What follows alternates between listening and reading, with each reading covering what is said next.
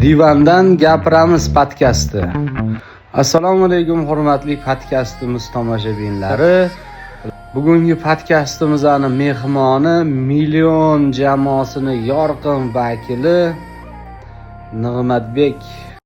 Intervyuga vaqt ajratganing uchun rahmat, Nig'mat. Nig'mat, Million konsertida nima yangiliklar bo'ladi endi? Intervyuga chaqirganingiz uchun rahmat kattakon. Bunaqa bir ajoyib hali intervyu ko'rmagan edim. Zamonaviy ommabop intervyu bo'libdi. Mana shart emas, qayergadir borib intervyu berib yurish. Endi konsertdagi yangilikka keladigan bo'lsak, konsertda yangilik ko'p aka, bu gal xudo xolasa. Endi uni tushganingizda o'zingiz ko'rib, keyin muxlislar bilan, ya'ni o'zingizning auditoriyangiz bilan bo'lishasiz degan umiddamiz. Va sizni o'z intervyu jamoangiz bilan, ya'ni Telegramingiz bilan konsertimizda kutamiz sizni akajon. Fursatdan foydalanib yana bitta savolda endi Nig'mat.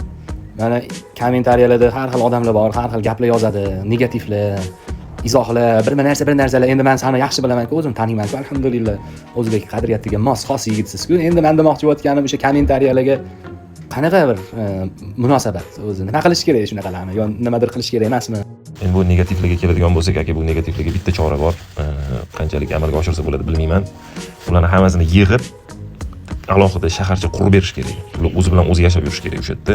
Ya'ni normativda yashaydigan insonlar, ya'ni bizga aralashmasdan, bu xalqni ongini ham buzmasdan. Endi agar o'zbek qadriyatiga mos keladigan yigit ta'rifiga keladigan bo'lsak aka, haqiqiy o'zbek yigiti qanaqa bo'ladi desa, bemalol Nig'mat tanimaysizlarmi deyverasiz.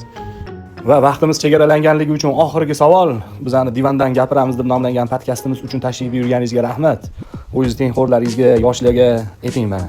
Boy bo'lish uchun Nig'mat nima qilish kerak? Inson boy bo'lib yurish uchun nima qilish kerak?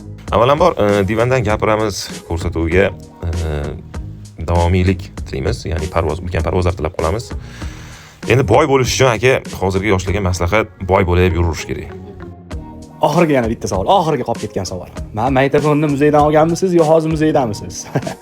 Bu nimaga shama qilyapsiz? Meni retroga qarab ketganimga shama qilyaptimi? Bu fon, bu o'ylangan fon, bu fikrlangan fon. Bu magnitofon, qayerdan olingan magnitofon? Men kutuvdim bu savolni, siz ahamiyat berasiz deb ataydan bu fonda sizga intervyuda savollaringizga javob berdim. Bundan ham retrolari bor. Mana misol uchun 80-yillar hitlari. Endi bu fonni tanlanganini maqsadi siz yoshligimizdan sizni muxlisimiz, o'sha Sezam radiosi paytdan va siz bilan biz retro insonlarmiz. Sog' bo'lasiz. Agar sizga Divandan gapiramiz podkasti yoqqan bo'lsa, albatta bizga like bosing, izoh yozing, keyingi mehmonimiz kim bo'lishini o'zingizlar buyurtma qilish imkoniyatingiz ham bor. Savollar beringlar, fikringizni bildiringlar. Bo'pti.